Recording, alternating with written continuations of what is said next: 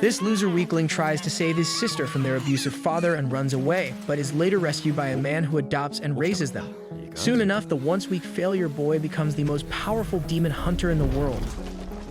On a frigid evening, a girl named Suzune is forcibly taken to a storage shed by her father, who despises even looking at her.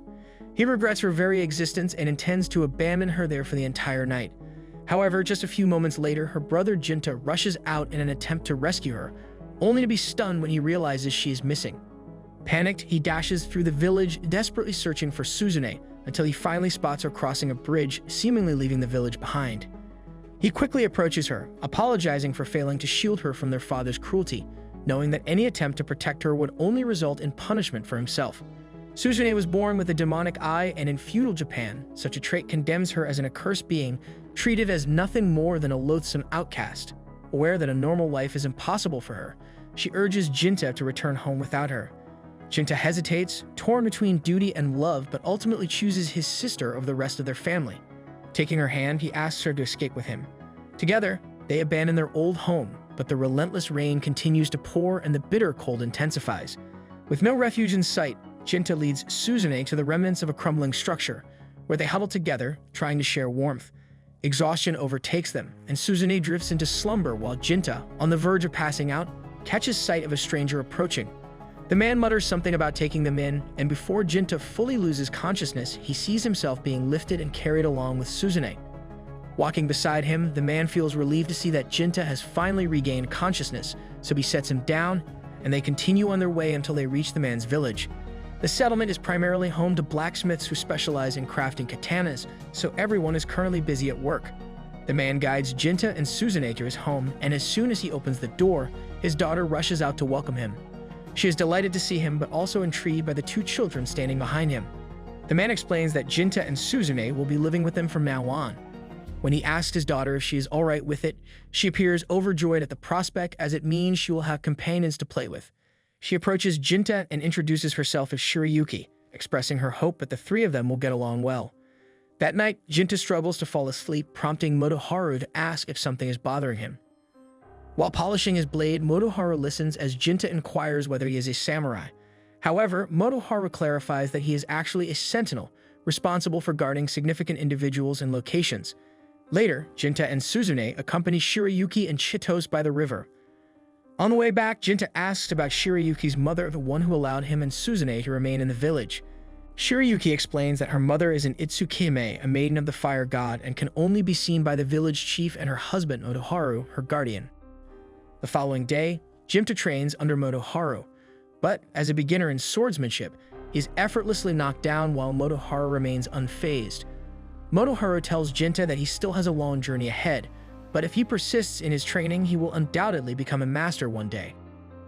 As the years pass, Jinta assumes the role of the Shrine Maiden's new guardian, attending a crucial gathering with village leaders and the Shrine Maiden herself, who remains concealed behind a curtain to prevent direct sight. As the discussion commences, she praises Jinta for his remarkable skill in exterminating demons. He humbly responds that he is merely fulfilling his duty to protect the village, recounting his latest encounter with a demon that attempted to infiltrate the village by disguising itself as a human. One of the officials grows visibly uneasy upon hearing this, prompting the others to inquire about the possible motives behind a demon's attempt to sneak in. A council member proposes that the demon might have been targeting the Shrine Maiden, as ancient lore suggests that consuming a Shrine Maiden's liver grants a demon immortality. However, another possibility arises. The creature could have been seeking the sacred Yurai blade and heirloom passed down through generations of Shrine Maidens, revered for its immense significance. Another official points out that the Yurai sword was forged by one of history's most renowned blacksmiths and is believed to possess supernatural properties. If demons are indeed after the legendary blade, the village could be in grave danger. The chief urges everyone to stay alert, but Kivamasa insists there is no cause for concern, asserting that both he and Jinta are responsible for safeguarding the Shrine Maiden. However, he personally doubts Jinta's qualifications for the role. Just as tensions rise and the two are about to clash, the chief and the Shrine Maiden intervene, ordering them to settle down.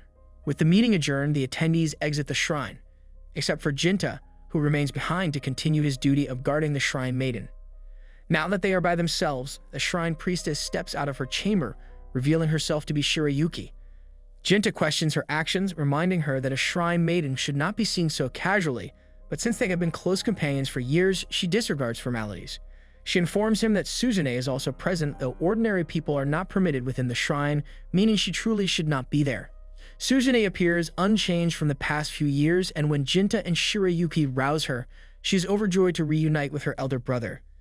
Jinta has been so preoccupied with exterminating demons that he hardly ever sees her, and while he is also delighted, he reprimands Suzune for coming here since it is restricted territory. She fails to understand why she cannot visit Shirayuki, while Jinta is allowed to. What rules are rules, and Jinta instructs her to return home. Once Suzune departs, the chief soon arrives at the shrine, bearing an urgent matter to discuss with Shirayuki. He requests privacy, but Jinta initially refuses, as it is his responsibility as her guardian to stay by her side at all times. However, Shirayuki grants him a day off, so Jinta eventually yields and returns home. Meanwhile, beyond the village, two demons set their sights on Suzume due to her cursed eye. Later that evening, Shirayuki secretly slips out of the shrine to meet with Jinta, as she has something significant to share with him. When the chief spoke with her earlier, he advised that she should prioritize bearing in hair to take her place in case she perishes at the hands of demons. It may seem grim, but the chief is correct. Shirayuki must marry soon, and it has been decided that she will wed Kiyomasa primarily because he is the chief's son and will eventually inherit the role as village leader. Jinta is uncertain about how to process this revelation, and Shirayuki is equally displeased. She confesses that she loves Jinta and in truth sneaked out intending to ask him to escape with her and start anew. However, she knows he would never accept. Jinta swore an oath to protect the village and trained tirelessly to become strong enough to defend it, just as Shirayuki did when she pledged herself as the Shrine Maiden. If they were to flee now, it would undermine everything they have worked for.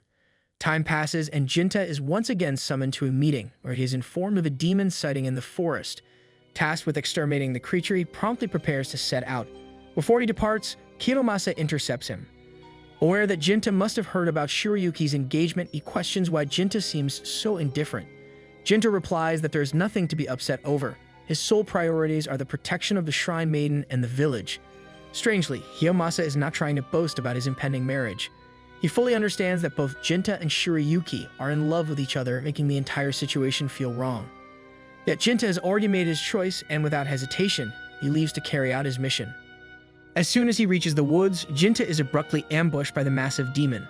Before the battle starts, he inquires whether the demon is alone, as the report had mentioned 2 demons in the area. The hulking demon clarifies that his companion had some matters to handle in the village. That doesn't sound promising, but Jinta knows he must take care of this opponent first before returning to face the other demon. He lunges forward and with a powerful strike manages to slice off one of the demon's arms. However, the demon continues its assault, forcing Jinta to retreat. Shockingly, the creature retrieves its severed limb, showing no signs of distress. Only admiration for Jinta's skill in cutting it off.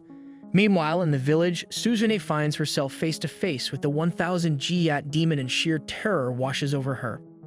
The demon reassures Suzune that there's no need to be afraid because, like her, Suzune is also a demon. However, Suzune refuses to accept this claim. A single glance at Suzune tells the demon baddie that her affection for Jinta is preventing her from fully transforming into a demon. She finds this suffocating, as it must mean Jinta has showered Suzune with boundless love and care, shaping her into a kind-hearted individual. Suzune deeply adores Jinta, so hearing the demon praise him brings her comfort.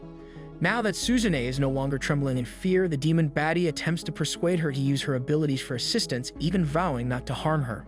Since demons are incapable of lying, she insists that Suzune can trust her. Nevertheless, Suzune refuses, unwilling to take any risk that might lead to Jinta being harmed. The fiendish girl can't refute that, so she attempts another approach to persuade Suzune and presents her with a vision. The vision depicts Shirayuki disrobing and preparing to receive backshots within the shrine. Witnessing this makes Suzune feel ill, not because of the act itself, but because it wasn't Jinta delivering them. She questions the demon about the authenticity of what she saw, prompting the demon to clarify that her ability grants her foresight and allows her to share glimpses of the future with others, as Suzune just experienced. However, if Suzune remains skeptical, the demon offers to take her to the shrine immediately so she can witness it firsthand. Meanwhile, Jinta is still locked in combat with the hulking demon, but before resuming the battle, he demands to know why demons prey on humans. The demon responds that it is simply her inherent role. While demons aren't necessarily required to kill humans, each one has a designated purpose to fulfill. At this moment, the bulky demon's mission is to delay Jinta. His power of assimilation enables him to absorb the abilities of other demons through consumption. even granting him the ability to modify his body at will. Jinta cannot afford to hesitate, so he lunges forward, aiming to eliminate his foe once and for all.